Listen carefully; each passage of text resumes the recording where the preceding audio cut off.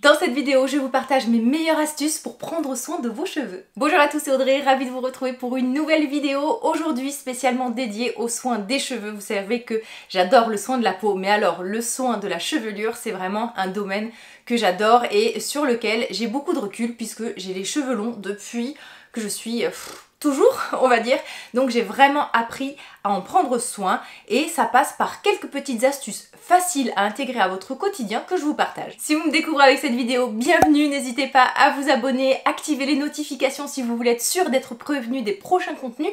Ici, on parle spécialement du soin de la peau, du soin des cheveux, du corps, du maquillage, bref, de la beauté et du bien-être en général. Et si vous avez passé un bon moment en ma compagnie, merci beaucoup de liker cette vidéo. Ça soutient mon travail, ça me donne de la visibilité et ça m'encourage. Tout d'abord, la première chose que j'aimerais que vous compreniez, c'est que notre nature de cheveux, notre densité, le nombre de cheveux que nous avons sur le cuir chevelu est déterminé génétiquement. Sur ces paramètres-là, vous ne pourrez jamais rien faire. Certes, vous allez pouvoir jouer sur la texture, sur un peu le volume, le corps, la beauté de vos cheveux, mais jamais vraiment sur leur nature profonde. Donc n'ayez pas des attentes déraisonnables. C'est comme je vous explique toujours, avec les cosmétiques, ou avec le domaine de la beauté, il faut toujours avoir des attentes raisonnées et raisonnables. Je vous le répète tout le temps, mais notre hygiène de vie, ce que nous mettons dans notre assiette, la façon dont nous dormons, la gestion de notre stress a un énorme impact sur notre peau, mais énormément sur nos cheveux. Si vous êtes en carence, que ce soit de macronutriments, que ce soit de vitamines, de minéraux, eh bien ça va forcément avoir un impact, alors certes sur votre santé, mais aussi sur la qualité de vos cheveux. Donc avant de penser masque, shampoing, cure, etc., regardez vraiment ce qu'il y a dans votre assiette. Regardez comment vous gérez votre stress, votre activité physique, votre sommeil. Améliorez tout ceci en priorité. Nos cheveux sont faits principalement de kératine. La kératine est formée à base d'acides aminés. Les acides aminés, on les trouve dans les protéines. Donc n'oubliez pas que si vous avez des carences à ce niveau-là, forcément il y aura un impact sur vos cheveux. Si vous n'apportez pas suffisamment certaines vitamines ou certains minéraux, ça peut engendrer des problèmes métaboliques, des problèmes au niveau de vos hormones et ensuite par rétroaction, forcément avoir un impact sur vos cheveux. Si votre alimentation et votre hygiène de vie n'est pas optimale, vous pouvez vous aider de compléments. Ce qui peut vous aider au niveau des cheveux, ça va être le collagène, notamment parce que vous avez une dose d'acides aminés et comme je vous l'ai dit, les acides aminés, c'est ce qui va aider à avoir un cheveu sain et à la création des cheveux. Ça va aussi vous aider sur tout ce qui est ongles, donc les fanères. Vous avez le zinc qui est très important d'un point de vue métabolique, alors que ça soit aussi bien sur la synthèse des protéines, sur la synthèse de certaines hormones, sur la fertilité, l'immunité, et donc pareil, une carence peut engendrer des chutes ou des cheveux beaucoup plus fins et beaucoup plus fragiles. Pareil pour la vitamine D, et même en été, ou même les personnes qui sont fortement exposées peuvent être carencées en vitamine D. Les vitamines du groupe B aussi sont essentielles. Mais sachez que toutes ces vitamines et tous ces minéraux, si vous les apportez à votre corps, mais que vous avez des soucis au niveau de votre microbiote intestinal, sachez que votre corps ne va pas en tirer pleinement des bénéfices et ne va pas les assimiler. Donc aussi, il faut travailler sur toute la sphère du microbiote intestinal via les probiotiques. Je vous renvoie notamment à cette vidéo où je vous partage un peu un protocole que j'appelle Bien vieillir, qui agit à la fois, certes, sur la beauté, donc que ça soit notre peau ou nos cheveux, mais aussi le bien vieillir de nos articulations et de notre santé. Parlons du shampoing. Le shampoing est là pour nettoyer votre cuir chevelu et vos cheveux et il est appliqué au niveau du cuir chevelu. Il faut savoir que vos cheveux sont très fragiles. Les cheveux n'aiment pas l'eau, les cheveux n'aiment pas être manipulés. C'est comme un peu un bout de bois. Ce bout de bois, il faut le laisser tranquille. Il faut essayer, on va dire, de le conditionner, de lui apporter des éléments pour qu'il soit en pleine santé. C'est un peu aussi comme du cuir. J'aime bien imager les cheveux par du bois sec ou par du cuir parce que c'est une nature morte. Donc, quand vous choisissez votre shampoing, l'erreur souvent que les gens font, c'est qu'ils vont choisir leur shampoing par rapport à la problématique de leur longueur et non de leur cuir chevelu. N'oubliez pas, votre shampoing est là pour laver. Il peut traiter certains problèmes, mais certains problèmes du cuir chevelu, c'est-à-dire un cuir chevelu trop gras, des pellicules, des démangeaisons, des sensibilités ou un cuir chevelu trop sec. Donc choisissez toujours votre shampoing par rapport à la nature de votre cuir chevelu et non de vos longueurs.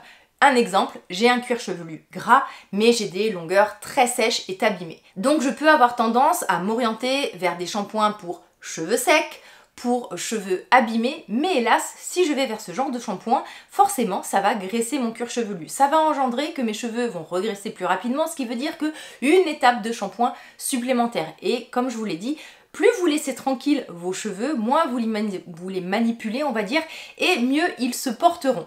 Comme je vous l'ai dit, les cheveux n'aiment pas trop l'eau, ils ont besoin d'être protégés. Donc ce que vous pouvez faire si vous avez les cheveux longs, avant de faire votre shampoing, vous pouvez protéger vos longueurs avec un soin sans rinçage, avec un masque. Peut-être que vous avez un masque que vous n'aimez pas trop, mais que vous pouvez finir justement sur vos longueurs en avant-shampoing. Ça va en fait protéger toute cette partie de la chevelure qui n'a pas forcément besoin d'être mouillée et d'être savonnée. Lorsque vous faites votre shampoing, localisez-le qu'au niveau de la racine et ne savonnez, ne shampouinez que votre racine. Alors c'est vrai qu'on a tendance à vouloir faire des grands mouvements, à faire vraiment avoir une mousse abondante et à vouloir savonner toute notre chevelure, mais ce n'est absolument pas la peine. Lorsque vous allez rincer vos cheveux, eh bien le shampoing va tout simplement glisser le long de la fibre capillaire et accrocher toutes les salissures. Ce qui peut vous éviter de passer des heures à démêler vos cheveux et donc à les casser et à les abîmer encore plus. Avant de faire votre shampoing, pensez à bien démêler vos cheveux. Et aussi, lorsque vous faites votre shampoing, ayez des mouvements très doux, comme si vous vouliez préserver vraiment toute votre longueur, vraiment des mouvements en douceur, localisés. Si vous devez utiliser un shampoing traitant, par exemple, vous avez des soucis de pellicule ou vous avez des soucis de cuir chevelu gras, faites votre shampoing et vous pouvez le laisser poser 1-2 minutes selon le type de shampoing. Si vous avez vraiment besoin de traiter une problématique au niveau du cuir chevelu, il faut que votre shampoing puisse agir, donc il faudra le laisser un tout petit peu poser. Comme je vous le disais, les cheveux détestent l'eau. C'est comme voilà, un bout de bois sec, si vous le mettez dans l'eau, il va pas être très content ni très solide. Par contre, si vous le laissez à l'abri de l'humidité, que régulièrement vous lui passez un peu d'huile dessus et que vous le lustrez, il va être tout brillant. C'est un peu, vous savez, comme nos cuillères pour faire à manger en bois. De temps en temps, il faut les huiler et éviter de trop les mouiller. Lorsqu'on entend qu'il faut hydrater un cheveu, c'est un peu faux. Il faut en fait le conditionner, le protéger. C'est pour ça que lorsque vous faites votre shampoing, lorsque vous faites des masques, essayez, on va dire, de passer le moins de temps possible avec le cheveu mouillé. Par exemple, lorsque vous allez poser un masque, lorsque vous allez mettre un démêlant, et je vous conseille toujours, ça c'est vraiment un conseil essentiel, toujours utiliser ce qu'on appelle un après-shampoing ou un masque pour conditionner vos cheveux, pour les aider à se démêler en douceur. Ça doit être systématique.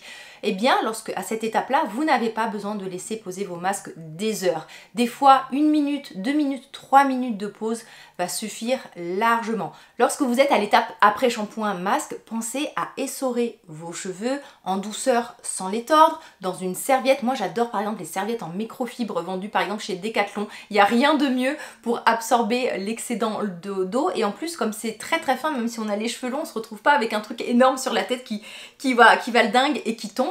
Et bien avant d'appliquer votre après-shampoing, pour éviter de gâcher trop de produits et pour que le produit soit vraiment le plus en contact avec votre cheveu, essayez vraiment de bien essorer votre chevelure. Vous appliquez votre après-shampoing et votre masque en geste doux. Évitez à ce moment-là de sortir un peigne, une brosse et de manipuler vos cheveux mouillés. Faites avec les doigts tout doucement en démêlant si besoin. Une fois votre masque rincé, comme je vous l'ai dit, de la douceur. On n'esserre pas son cheveu en le tordant, on vient vraiment, on va dire, le tamponner, l'essorer légèrement avec une serviette. Et là, je vous conseille tout de suite de sécher vos cheveux. Vous allez peut-être attendre 2-3 minutes histoire d'ôter l'excédent d'eau. Mais comme je vous l'ai dit, un cheveu déteste être mouillé et même des études ont prouvé qu'un cheveu était plus sain lorsqu'il est séché que lorsqu'il sèche naturellement. Attention, il y a vraiment une nuance à apporter. Si vous séchez vos cheveux avec une température extrême et très rapidement, ça ne sera pas forcément bon pour eux. Mais si vous séchez vos cheveux avec un air tiède, eh bien ça va avoir moins de mauvaises conséquences sur vos cheveux. J'ai dû répéter cheveux 50 000 fois dans cette vidéo. Donc séchez toujours vos cheveux et aussi le cheveu n'aime pas trop être séché trop rapidement, on va dire.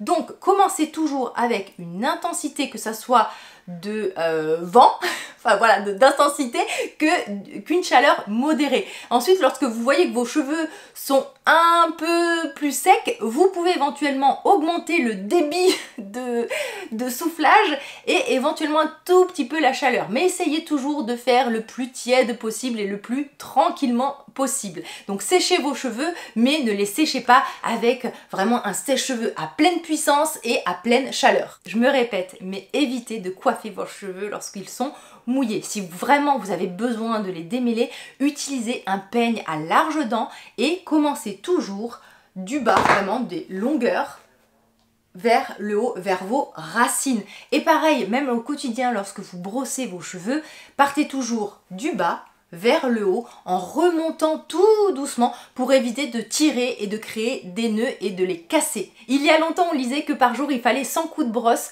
à des cheveux pour qu'ils soient soyeux et en pleine santé. Vraiment, c'est des conseils qu'il faut désormais éviter. Comme je vous l'ai dit, moins vous les manipulez, plus vous les laissez tranquilles et mieux c'est. Donc essayez de les brosser le moins fréquemment possible. Et aussi, vous pouvez les protéger au quotidien de ce frottement que vous réalisez avec la brosse, ou même les protéger de l'environnement et aussi de la sécheresse, parce que vraiment les longueurs n'ont pas de sébum. Le sébum va s'accumuler au niveau des racines pour protéger les cheveux, mais c'est vrai qu'à ce niveau-là, on peut vraiment cruellement manquer de protection. Donc ce que vous pouvez faire, et moi c'est un conseil qui a vraiment changé toutes mes longueurs, c'est de tous les jours, alors en petite quantité, matin et soir, ou matin et ou soir, d'utiliser un soin sans rinçage avant de coiffer vos cheveux et avant d'aller vous coucher. Donc le matin par exemple, voilà, avant de les démêler, et le soir lorsque vous allez vous coucher. Ça peut être des soins sous forme de crème, ça peut être des soins sous forme un peu plus gélifiés. Moi ce que j'aime beaucoup, c'est ce qu'on appelle un peu les huiles sans rinçage. 2-3 gouttes suffisent, et donc en appliquant au moins une fois par jour, ça fait une énorme différence. Le secret, c'est de vraiment en mettre très peu. Ça va être histoire de 2 à 3 gouttes dans la paume des mains. On vient vraiment répartir l'huile ou le produit dans les mains et on va doucement caresser les cheveux, les longueurs et insister sur les endroits les plus abîmés. Alors moi, j'aime bien faire ceci tous les soirs avec soit l'huile des rêves de la Zartigue, soit l'huile Olaplex numéro 7. Sinon aussi, plus récemment, vous avez l'huile K18 qui est l'un des rares soins qui répare le cheveu. Et d'ailleurs, on arrive à un nouveau point. Un cheveu, ou plus ou moins une fourche, ne va jamais se réparer. C'est-à-dire que lorsque vous avez une fourche qui va apparaître, vous n'avez aucun produit qui va ressouder cette fourche. Alors vous avez des produits qui vont conditionner le cheveu et qui vont, on va dire, un tout petit peu donner l'apparence d'un cheveu enrobé et d'un cheveu moins abîmé. Mais vraiment, une fourche ne se répare pas. Il faudra forcément les éliminer. Et moi, je vous conseille toujours, dès que vous voyez qu'il y a des fourches qui apparaissent, n'attendez pas trop. Une fourche, en fait, elle va tout simplement remonter au niveau de la chevelure. C'est pour ça que certaines personnes, parfois, on a l'impression que les cheveux ne poussent plus. Alors, soit vous êtes à la limite de votre pousse qui est déterminé génétiquement, soit en fait, vos cheveux sont tellement abîmés qu'en fait la fourche va s'ouvrir, va remonter le long du cheveu et en fait votre pouce va stagner, votre longueur va stagner. On ne répare pas les fourches mais il faut les éliminer. Par contre sur le marché il y a désormais un soin qui va réparer la structure interne du cheveu et ce soin c'est le masque K18. Je vous en parle énormément dans mes contenus cheveux. Moi ça a complètement changé ma nature de cheveux. Il faut savoir qu'il y a 3 ans j'ai fait une énorme décoloration au niveau de mes cheveux, j'étais prête à tout couper parce que ça s'est très mal passé, j'avais les cheveux complètement flingués. Le masque K18 est rentré dans ma routine, je n'ai pas eu besoin de couper mes cheveux et ça fait exactement un peu moins de 2 ans et demi que je n'ai pas du tout coupé mes longueurs et je ne vois quasiment plus de fourches apparaître. C'est un soin qui a un certain protocole, mais pour ça je vous renvoie à toutes mes vidéos et d'ailleurs prochainement je vous ferai ma vidéo routine soin et je reviendrai sur le masque K18 qui est vraiment un produit unique sur le marché. Alors là je vais casser un mythe et d'ailleurs dites-moi si vous avez des idées comme ça un peu préconçues ou si vous avez, voilà, si pendant des années vous avez fait certaines choses pour vos cheveux pensant faire bien mais finalement qui n'étaient pas bénéfiques, je vous attends en commentaire. Hein. Vous savez que à chaque fois les commentaires sont un lieu d'échange entre nous mais aussi entre vous. J'attends vraiment de la bienveillance et de l'entraide. Donc On dit toujours que je vais couper mes pointes et mes cheveux vont pousser plus vite, ça va être fabuleux, ils vont être plus vigoureux.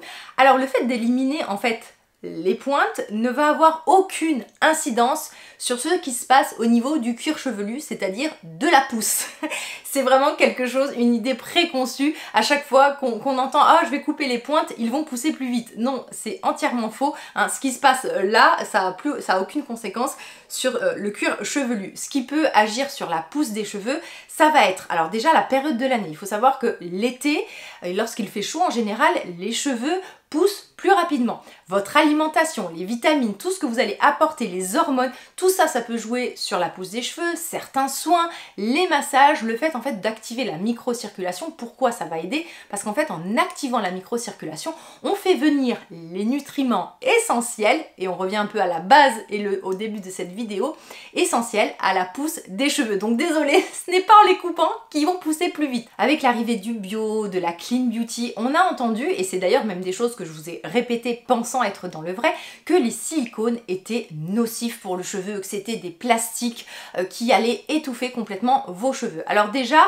il faut savoir que les silicones, ce n'est pas comme un film plastique, mais c'est plutôt comme un barésie. C'est vraiment un produit en plus qui est issu d'un déchet recyclé, donc ça évite déjà qu'un déchet ne se retrouve dans la nature, donc ça déjà c'est une bonne chose, mais aussi c'est un soin qui va conditionner le cheveu, c'est-à-dire qui va lui apporter une sorte de gaine de protection. Les silicones ne sont pas biodégradables, mais ils sont UV dégradables. Pour ceux qui ont des soucis au niveau de l'environnement, si ça vous pose un problème de ce côté-là, sachez que les silicones vont être éliminés au contact des UV. Pendant des années, moi je me suis privée de silicone au niveau de mes cheveux, pensant vraiment que c'était le mal absolu, et heureusement j'ai réussi à trouver des bonnes informations, des personnes voilà, qui ont partagé. Je vous mettrai d'ailleurs en barre d'infos une vidéo qui est très très bien faite, et là voilà, cette personne ne fait plus de vidéos, mais c'était vraiment quelqu'un qui a débunké plein de mauvaises idées et d'idées préconçues sur les cheveux. Donc sachez que les silicones ne sont pas forcément mauvais. Après, il y a des cheveux qui vont aimer et qui vont moins bien réagir aux silicones que d'autres. Donc c'est pour ça, ne vous mettez pas de pression supplémentaire si vous croisez diméthicone, cyclopenthyloxane au niveau de vos masques ou de vos après-shampoings, eh bien ce n'est pas très problématique. Et au contraire, moi désormais c'est même un ingrédient que je peux rechercher parce que ça permet d'avoir des produits légers, non gras, qui ne vont pas alourdir, qui vont apporter de la brillance, une protection, et même dans le soin de la peau, ça permet vraiment d'avoir toujours des finis beaucoup plus élégants. Toujours dans cette optique de préserver le cheveu, de le laisser tranquille et de le manipuler le moins possible, je vous conseille le soir d'utiliser un turban. Alors, mesdames et messieurs, c'est un peu un tue-l'amour. Si vous voulez repousser votre partenaire, ça peut être une bonne méthode. Donc souvent c'est des bonnets en soie, en satin, qui vous permettent en fait de maintenir votre cheveu vous faites un petit chignon, en général ça se fait très vite, vous faites un petit chignon, vous enfilez le bonnet et en fait vous vous réveillez le matin,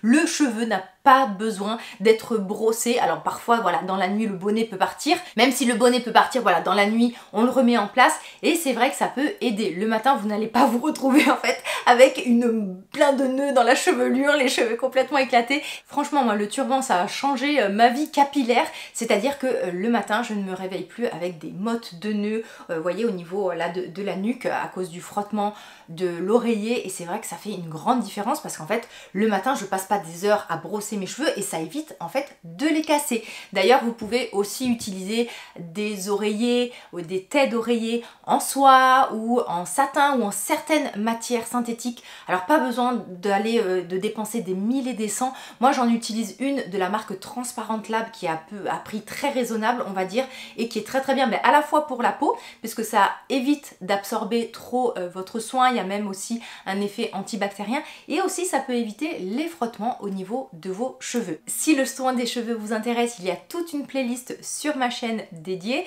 Vous pouvez aussi me partager une astuce que j'aurais pu oublier ou celle qui vous a le plus surpris ou que vous aimeriez vraiment mettre en place dès demain.